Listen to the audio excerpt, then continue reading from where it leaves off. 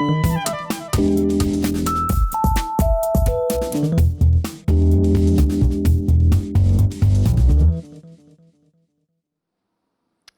afternoon, ladies and gentlemen, and welcome here in Trieste for those that are here present in the room and also for those that are connected through the web streaming. My name is Paolo Guglia and I work for Fincantieri. I'm an R&D manager in Fincantieri. And Fincantieri is also the sponsor of this session here at ISOF. And it is the largest Western shipbuilding group with shipyards in more than 4 continents here in the world. This is the second session we are having we are sponsorizing in ESOF, and the first session was during the opening day, and it was about open innovation. There is no surprise that when talking about open innovation for sustainable, for the decarbonization of maritime, we went to talk about hydrogen and the role of hydrogen for shipping. That is the reason why today this session is focused on the role of hydrogen for maritime. We have 2 speakers today. Both are connected will be connected through the web streaming. The first speaker is Mr. Jorgo Tsatsimarkakis. Jorgo Tsatsimarkakis is Secretary General of Hydrogen Europe since 2016. He was representative of Infineon Technology and served twice as a member of the European Parliament. Welcome, Jorgo. The second speaker will be Mr. Antonino Salvatore Aricò. He is full senior researcher at Italian National Council of Research. He is the head of electrochemical processes for energy conversion. He has also been appointed by the Italian Ministry of Education, University and Research for the fuel cell and hydrogen joint undertaking. He has a long record of project on hydrogen as a coordinator and also as a researcher. So welcome also to Antonino.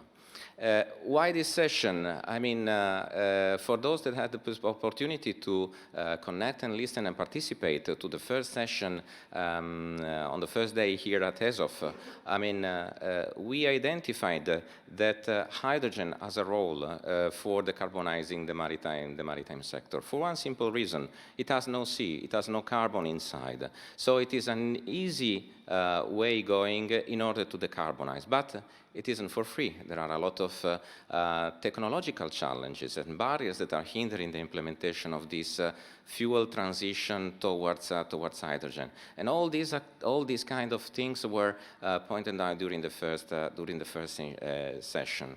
One of the various, among the various speakers, something I noticed was a statement from the head of R&D, the director of R&D here in Fincantieri, who said that we are looking as a vision to transform the way the energy that are moving ships through LNG and then a hybrid LNG and hydrogen and then to hydrogen.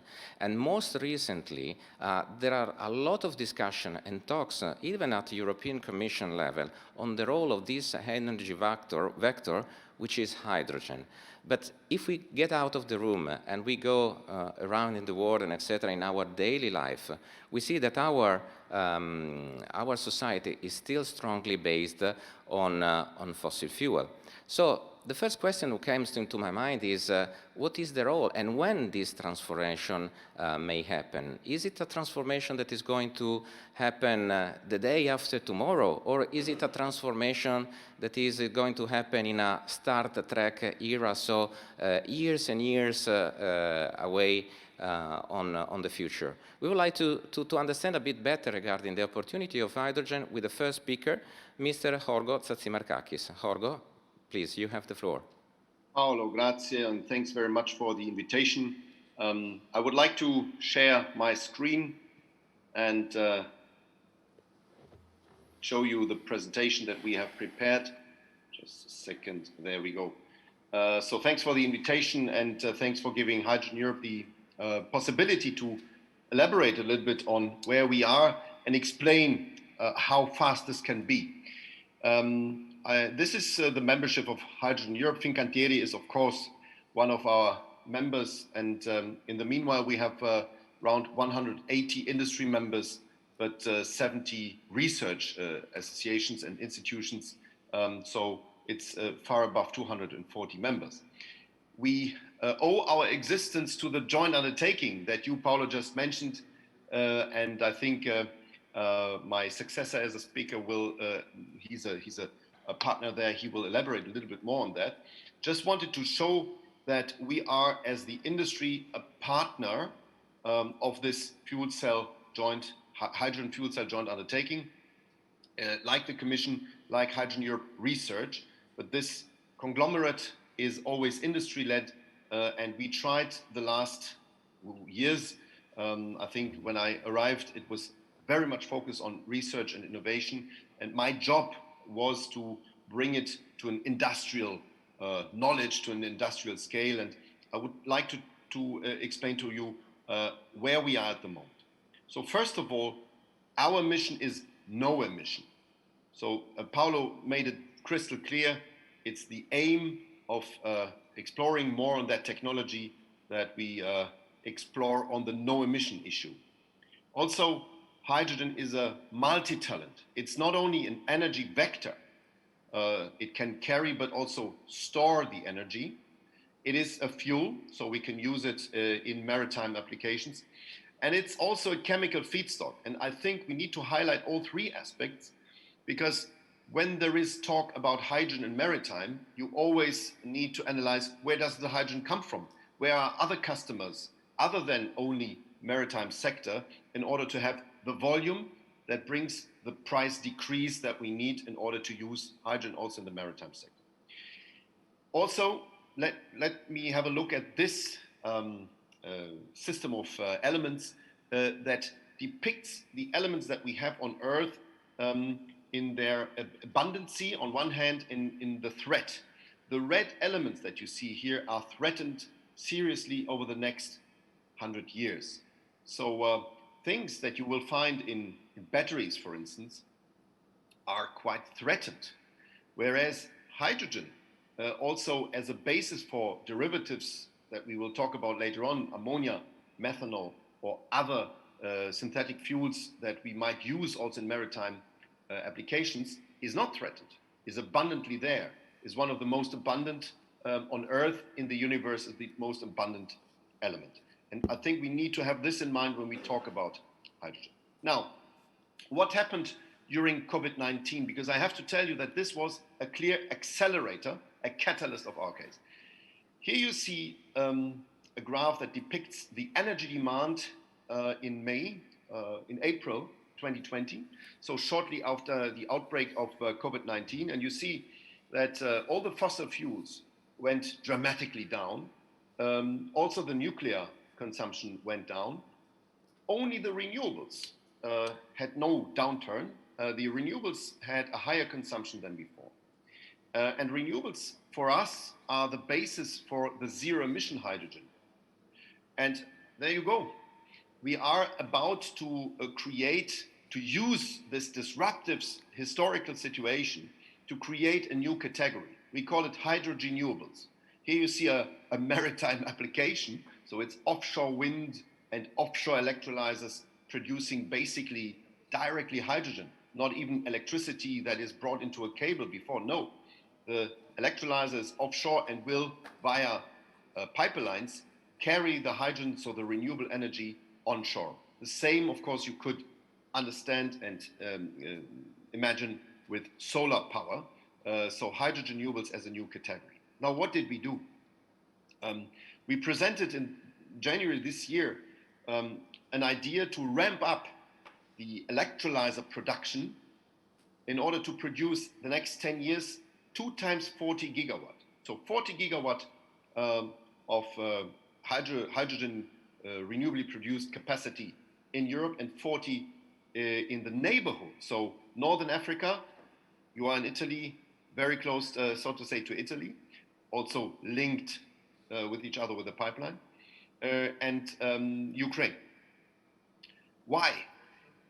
There is a unique opportunity to do so, because we have if we want to go away from fossil, we have these capacities of solar and wind in the north, solar in the south. There are some champions who have even both, like Portugal will be one of the giants, also Morocco, also Greece. And what we are about to do now is to think about and to start to invest into hydrogen backbones. Here you see an ideal form of some backbones, so existing pipelines that will be retrofitted, refurbished in order to carry hydrogen. The costs are 25% maximum of a new build pipeline. And on the right picture, you see that we have capacities to store hydrogen even in winter time or in the time when the renewable production is not big enough in salt caverns. So here you see that Europe is equipped with enough salt caverns to do the job. Now, this all led to an understanding which brought us the 8th of July, which for us was a historical day. Because 8th of July, the Commission presented three things, the European Commission. One was the energy systems integration package. Basically, this is the next gas package, which is not called gas package anymore because the gas system will carry more and more renewable energy via hydrogen. That's why they have chosen a new name, and this will be the basis, if you wish, of a future hydrogen market design. It will enter into force in 24, so we will have some years where we will work on the legislation, and only after 24 we will have a valid, solid legislation. The second is the hydrogen strategy. I'll elaborate a little bit on the hydrogen strategy, but this is something that finally Europe adopted. Germany adopted one. France will adopt one in the next week. Italy is very busy in preparing a hydrogen strategy. And here you have a quite ambitious strategy with some figures, basically focusing on renewably produced hydrogen. And on the right-hand side, you see the EU, European Clean Hydrogen Alliance. That's the banner that you see here in my back. This is the instrument, the tool that brings together CEOs, but also policymakers to make the industrialization, the scale-up possible. So what's in the strategy? In the strategy, and we have prepared this with a so-called Hydrogen 2030 blueprint, the ambition is to produce 1 million ton of renewably produced hydrogen until 24 already. This is quite ambitious. And this, so to say, pressurizes the actual Commission to do this. And I like this because it's not put in somewhere in the future, it's now. That should then be scaled up to 10 million ton of renewable hydrogen until 2030, which means 100 million ton of CO2 abatement in 2030 and 5% of the overall EU 2030 targets already with the Paris Agreement. Now, what we try to do is to have a vision. We tried to bring the cost aspect. I'm not going into the cost aspect, but in this blueprint, we analyze that we will have the next 10 years an invest of 430 billion euro into hydrogen and hydrogen-related technologies, mostly renewables, but also maritime.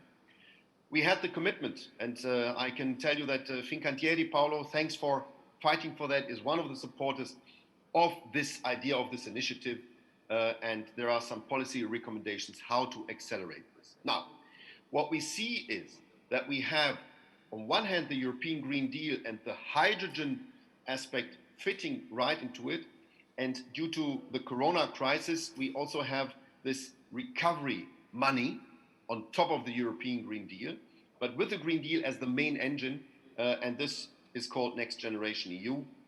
We have heard that France yesterday announced a 100 billion euro plan, whereby some 7 billion are foreseen for hydrogen.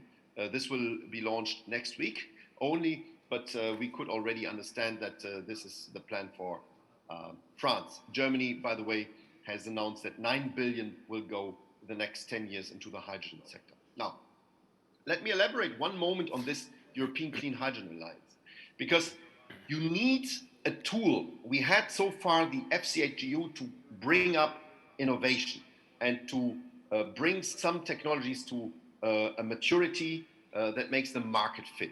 But now we need to ramp this up. This is only possible if you have, big industry like Fincantieri and like others on board. And that's what we do in the Clean Hydrogen Alliance. We are about to create a pipeline of concrete projects to achieve this 1 million ton until 24 and the 10 million tons of renewably produced hydrogen in 2030. We also create a sphere of trust between CEOs, so I talk out of the perspective of the industry, and the policymakers, so the energy ministers, and of course the commissioners. And in the end, we can kickstart already a hydrogen economy in absence of legislation. I told you the legislation will come earliest 2024. Now, this is how this is structured. 6 round tables. Hydrogen production is the first. Then the transmission, the distribution of hydrogen via pipelines is the second. Third is maritime. So all the mobility applications are dealt with in the third round table. And of course, Paolo, I hope you will serve as a Sherpa to your CEO, sitting at that round table and pushing maritime solutions into the scheme. Residential applications, industrial applications like steel, refinery, and finally, energy sector applications. That's the balancing of grids and the storage. We also started, parallel to that, a process which is called IPCEI, Important Project of Common European Interest. This is an instrument to play China. You can fund up to 100% a project if you qualify for lots of innovation, which creates a market obstacle, or lots of climate protection. I think we have both, more climate protection, and that is why we started to build up IPCEIs all over Europe, and this will be integrated into this plan. So what we are doing at the moment also within this process is to adapt the infrastructure. What you see here is in gray, you see the gray lines, that's the pipelines in Europe, and the colored lines are the TEN-T corridors. So what we would like to do is to have some clean corridors that carry hydrogen in the pipeline and at the same time allow the transport corridor, be it ports, airports, or motorways, to be cleaned up with hydrogen as a fuel for the hard-to-abate sector, aviation, maritime, and trucks. We need a lot of financial engineering for that. I told you the checks that will be given to the hydrogen sector over the next months, but this needs to be engineered well with different instruments that we have, ETS, Innovation Fund, the Connecting Europe facility, of course the IPCEI. Let me elaborate 2 minutes on the maritime sector. What we see at the moment is that maritime becomes more and more also a topic of policy. And I listen a little bit to the policy bubble here in Brussels. So they foresee a paradigm shift in maritime transport already as part of this Green Deal. Now, important factors, and I think that my successor as a speaker will elaborate more on the innovative aspects, but we have found, of course, out that the distance is the key criterion on which technology to take and to use. So battery, compressed hydrogen, liquid hydrogen, e-ammonia, e-LNG, and other e-fuels. Paolo talked already about e-LNG, or a mix, a blend, in the very beginning. At the moment, the successor of the FCGU, which is called Clean Hydrogen for Europe, and another partnership, it's called Zero Emission Waterborne Transport, they will, so to say, take up what the FCHU has done and carry on with some innovative aspects, whereas the Clean Hydrogen for Europe will focus on hydrogen technology, building blocks, which will be used then in the other joint undertaking, and therefore the Clean Hydrogen for Europe partnership will research, develop, and demonstrate technology to incorporate operational experience, but will do so for applications which are suitable for first movers and create synergies, for instance, in mobility and stationary sectors to increase the impact.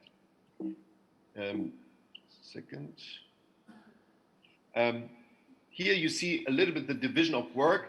I'm not going into all of it, but you see that whenever a techno building block is dealing with especially hydrogen, be it as a fuel, be it for bunkering, be it for storage, it's rather the future Clean Hydrogen for Europe partnership, so the successor of the FCHU starting next year.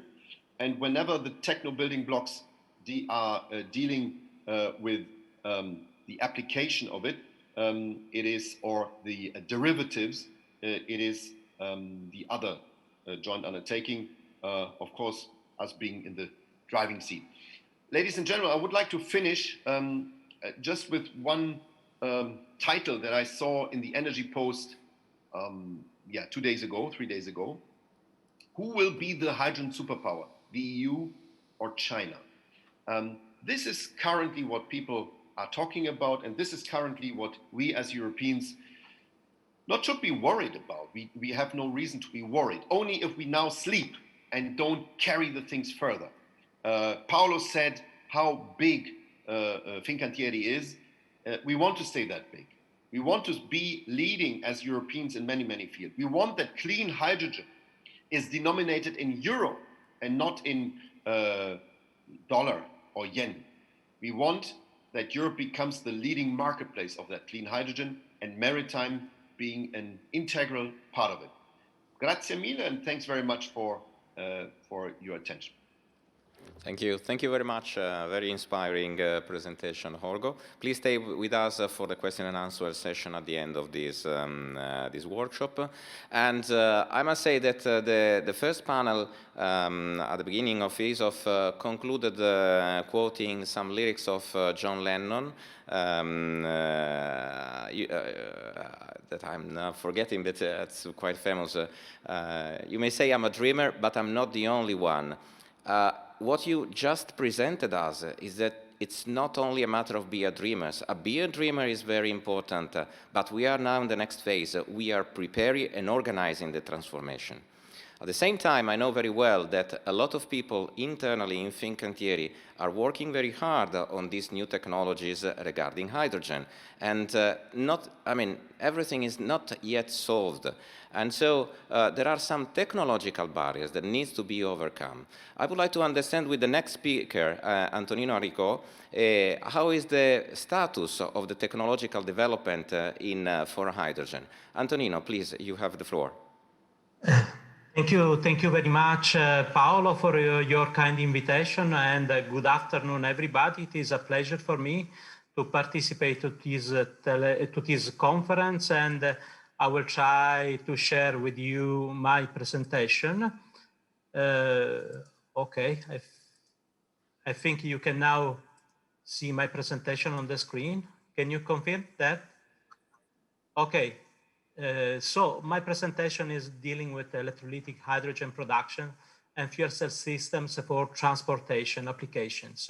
I would like to present this afternoon some recent projects that have been carried out at the CNR-ITAE Institute for Advanced Energy Technologies in Messina, Italy. Most of these projects have been funded by the Fuel Cells and Hydrogen Joint Undertaking that was also mentioned by the previous speakers, and some other national projects.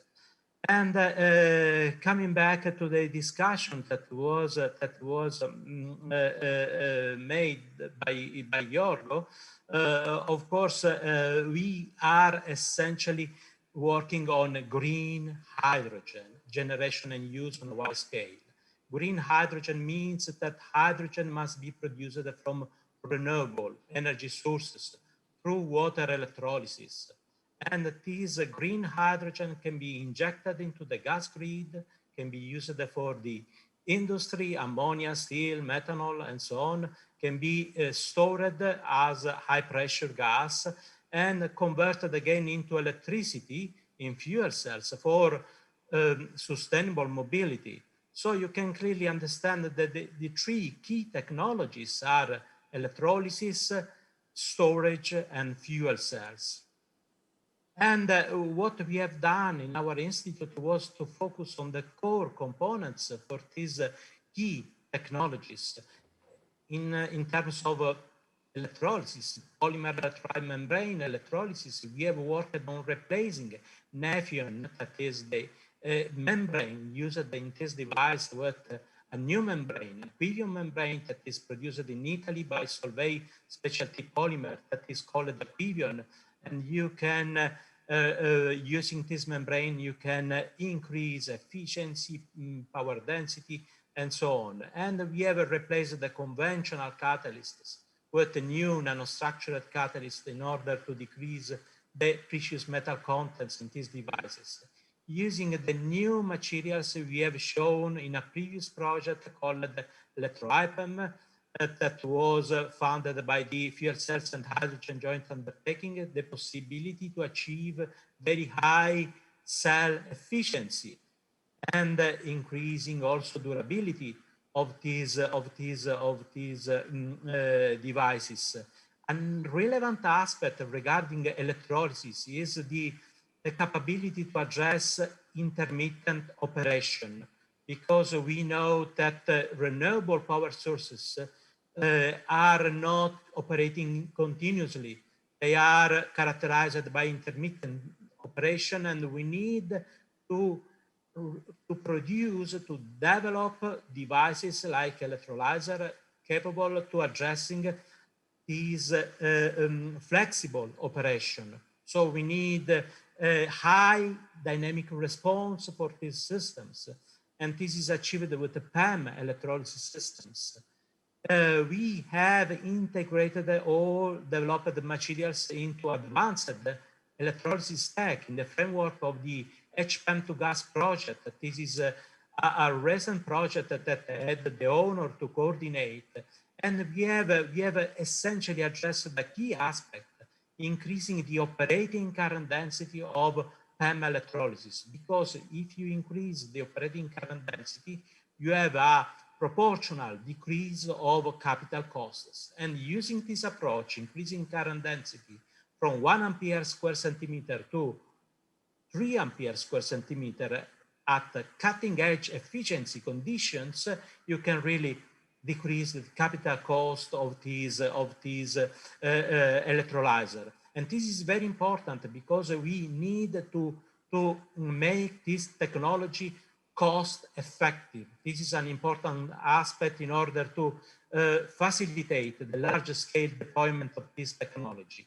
As mentioned, that this technology, the PEM electrolysis technology, is very important in the context where you have an excess of renewable energy, like in Emden in Germany, where we have usually during the year where there is an excess of renewable energy compared to the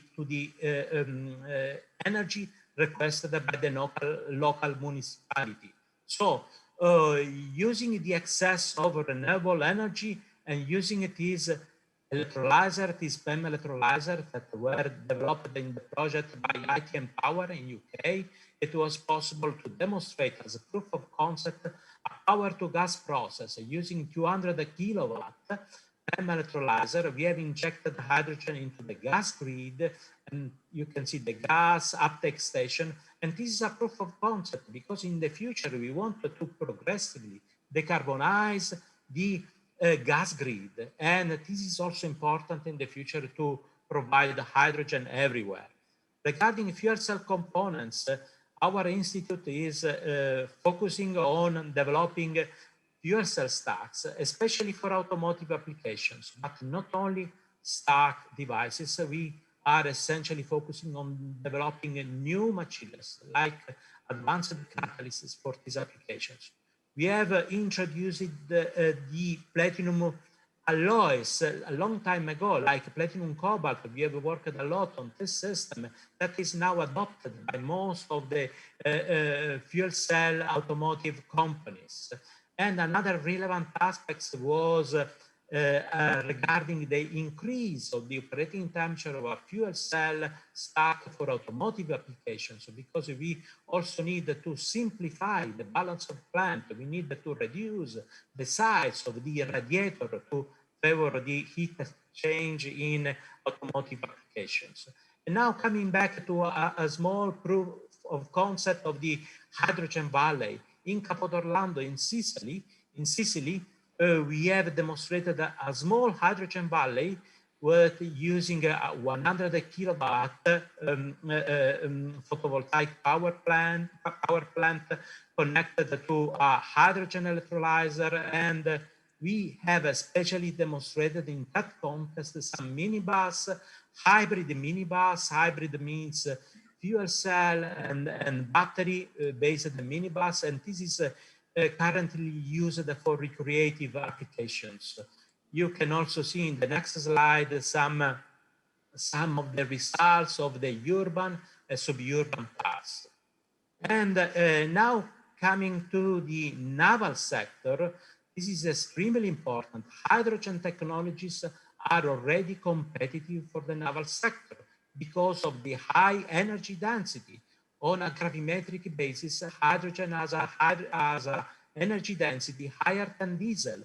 Of course, on a volumetric basis, this is lower, and we need to address several innovative solutions. In this case, for small boats, it was implemented some hydrogen tank on board 350 bar, and this is connected to a small fuel cell and battery hybrid system, 10 kilowatt for powering auxiliaries, especially in touristic ports.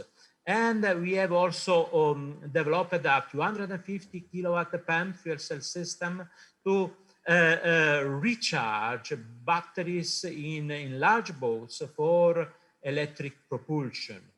And you can see in this slide for the small boat where these hydrogen technologies are allocating, taking not significant space on board because of the high energy density of hydrogen and the high power of the fuel cell system. And these are some tests regarding the validation of the 250 kilowatt fuel cell system. It is important to mention at the end that in collaboration with Fincantieri, we are working on developing an advanced fuel cell system, 120 kilowatt for a 25 meters ship laboratory in order to study environmental sustainable technologies on board for power production on board. This boat is called the Zeus and will be equipped with a 50 kilogram hydrogen tank. Hydrogen is contained in this case in metal hydride cylinders, not as compressed hydrogen. This is an important project to demonstrate the validity, to validate hydrogen technologies, especially for the naval sector.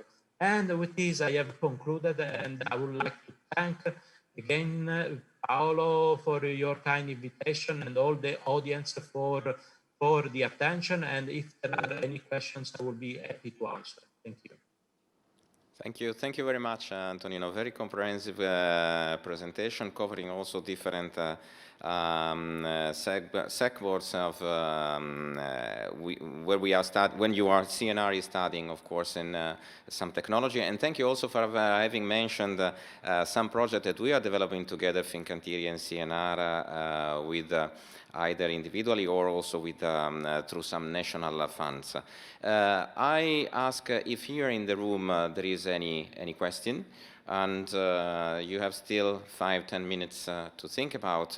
But in the meantime, I pick one of the questions that has arrived from the web, and I address Antonino in particular. I mean, we are talking about small power at the moment for naval applications. But of course, if we consider that a large ferry, a large cruise, we have power about 50 megawatt and etc. How do you think that fuel cells and so power production on board ships can evolve in the nearest future? What is the technological development and the technological path you envisage to meet this kind of demand? Yeah, thank you for this question.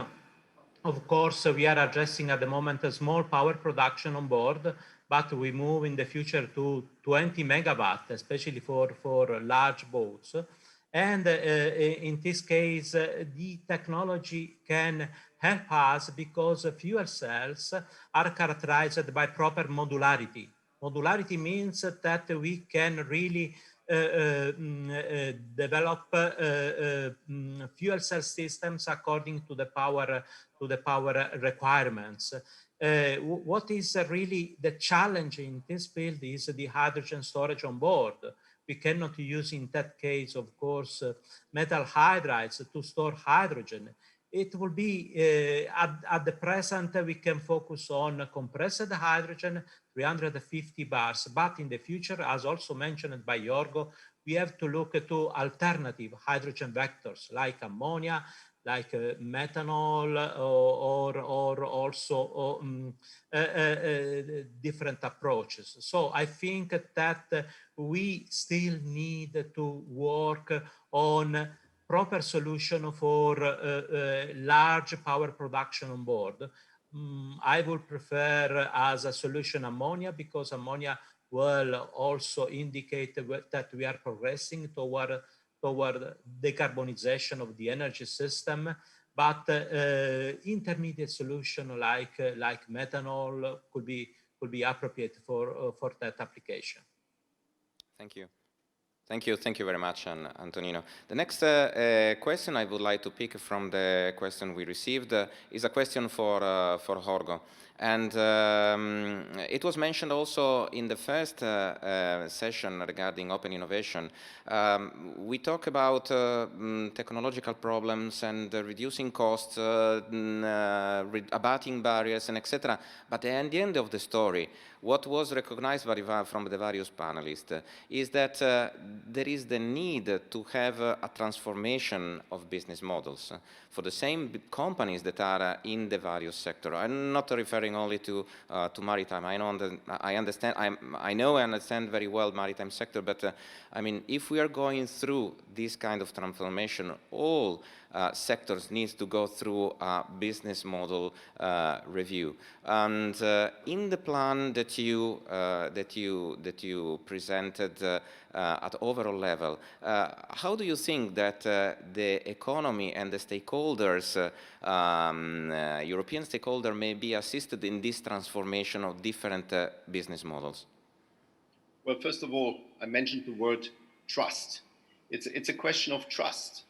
The companies, your company, Fincantieri, has to rely on what Mrs. von der Leyen, Mr. Timmermans, Mr. Gentiloni, representing the Commission, say.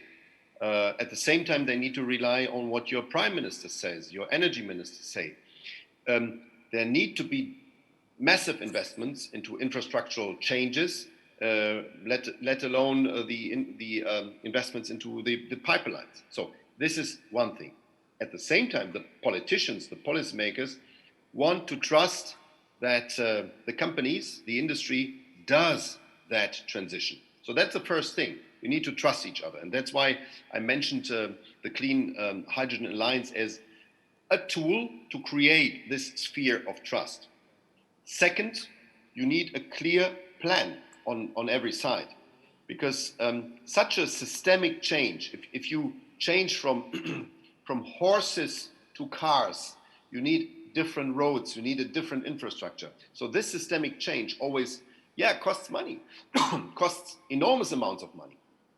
And at the moment, and that's why I mentioned also the pandemic, and I don't want to be ironical at all and cynical at all, but of course, for some sectors, this pandemic has had the role of a catalyst. And we tried to present ourselves as a possible way out now where the fossil demand goes down in order to create new jobs, but jobs that are long-lasting, sustainable. Let's stay in the example of the pipeline system. You in Italy, you have a TSO called SNAM. Basically, they saw already that hoping on fossil energy would somehow make their asset a stranded asset. Now, with hydrogen in their pipeline, the so-called stranded asset becomes a very new asset for the next 50, maybe 100 years, maybe even longer. So you see, if we go for that systemic change, we need the trust and we need the money now. And that's the third element. The money, well, is there. Huh? The money has been decided. Italy is one of the, I think per capita, Italy is the main receiver of these resources. And you in Italy and everybody in Europe, the French come up with their plan now, should use this.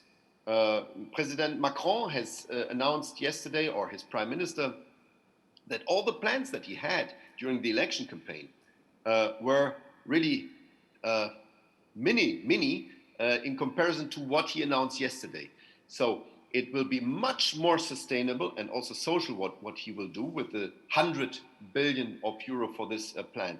And this is the situation. This is the time. That's why Antonino is for us very, very important, because I can see that he's working on that progress, and we are waiting for that now, because now it's the time to scale it up. I mentioned already the very short time scale that we gave ourselves until the end of 24, and I think this is crucial. Not to, to let your fantasy go to a niche somewhere in 2050. Now, implement now. We start, of course, in the applications that are doable. There's another big Italian name that plays a huge role next to SNAM. It's Iveco. Iveco is one of the companies in Europe that is working really hard in implementing the fuel cell technology into trucks. And that is something we can count on. So I can tell you, Italy for us is a very interesting and very cooperative partner. And we really, really like to cooperate as Hydrogen Europe, also as the Hydrogen Alliance with Italian partners, because we feel the spirit. I just quote the new book of Marco Alverà, the CEO of SNAM, Rivoluzione Idrogeno. That's the spirit that drives many Italian players, and we are super happy about that. So go on. Thank you. Thank you very much for both your interventions. And so let's get prepared from this for this revolution, from this rivoluzione, as you said, Jorgo. Either as an opportunity of business and to transform the society, but also let's get ready from the technical point of view. And so in abating what are the barriers, the technological barriers that now we have in order to get to the implementation. We have 2 minutes left, so the very last short answer from your side, Antonino first. And what is then the most important thing you think from research point of view we have to focus in order to make this revolution or this transformation happen? I think we have to make these technologies cost effective, because we still need to decrease the hydrogen cost. The hydrogen cost is in a good part due to the cost of renewable energy, but this will decrease with time, because we expect a strong increase of renewable power sources in Europe. On the other hand, we need to improve the technology in order to make this more efficient and cheap and competitive with all other technologies. Okay, thank you. If we had more time, the next question to use was also how to reduce cost for the hydrogen technologies. And really briefly, 1 minute, no more, Jorgo, for you, what is the most important step to do tomorrow? Well, I really pick up from where Antonino just stopped. You only can reduce the cost for hydrogen if you go into an industrial scale. That's what we should do. Antonino made crystal clear that there is a maturity in certain parts. There needs to be innovation in other parts. Let's bring mature parts into industrial scale. That's why we proposed the 2 times 40 gigawatt of electrolyzers. That will bring down the cost of electrolyzers massively. And that's exactly in line with what Antonino says we will be doing that on a European level. Thank you. Thank you very much. Thank you to both of us, and thank you for your time and for being here today virtually in Trieste. I close this session. Thank you very much, and see you next time, maybe at the next session that is starting soon. Thank you.